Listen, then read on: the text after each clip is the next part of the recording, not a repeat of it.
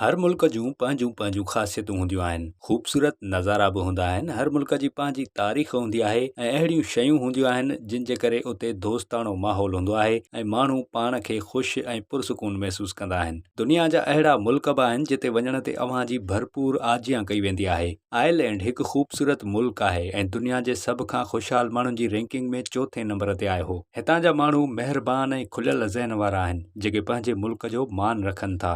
Japan में ॾोहनि जी शरह दुनिया में सभ खां घटि आहे ऐं इहो हिन मुल्क में महफ़ूज़ हुजण जो अहसासु ॾियारे थो। जापानी आबादी सक़ाफ़ती हवाले सां बि महिरबान आहे ऐं सयाहनि लाइ हिन मुल्क में केतिरियूं ई घुमण जोॻियूं जायूं आहिनि, जॾहिं त हितां जा रहवासी परॾेहनि खे इज़त ऐं एहतराम ॾींदा आहिनि। आयरलैंड तफ़रीह ऐं महिमान नवाज़ी लाइ मक़बूल आहे। हितां जा माण्हू सखावत, दोस्ताणे ऐं सुठे मिज़ाज वारियूं ख़ासियतूं रखनि था। न्यूज़ीलैंड जा माण्हू बि ओतिरा ई सुठा आहिनि जेतिरा उतां जा मंज़र आहिनि। दोस्ताणो रवैयो रखंदड़ न्यूज़ीलैंड जा रहवासी ॼाणनि था त सयाहनि जी आजियां ऐं ख़िदमत कीअं कबी आहे। न्यूज़ीलैंड ज़िंदगी जे बहितरीन मयारनि वारी रैंकिंग में 9 नंबर ते आहे। मैक्सिको जी तारीख़ रंगा रंग ऐं शहाणी आहे। हितां जा माण्हू सयाहनि जे हथनि में हथ ॾेई संदनि ज़िंदगी ख़ुशगवार बणाए छॾींदा आहिनि। हीउ मुल्क सियाहती माॻनि जे हवाले सां बि तरजीहुनि में शामिल हूंदो आहे। ख़ुशहालीअ में ऑस्ट्रिया 10 नंबर ते आहे ऐं हितां जा माण्हू ॾाढा ख़ुशि रहंदा आहिनि। हिननि जो हुस्न सलूक ऐं रिवायतूं हक़ीक़त में हिन मुल्क जी सूंह वधाइनि थियूं। ताइवान ख़ुशहाल मुल्कनि जी लिस्ट में 24 नंबर ते आयो हो। हीउ सयाहनि जी पसंदि जी मंज़िल आहे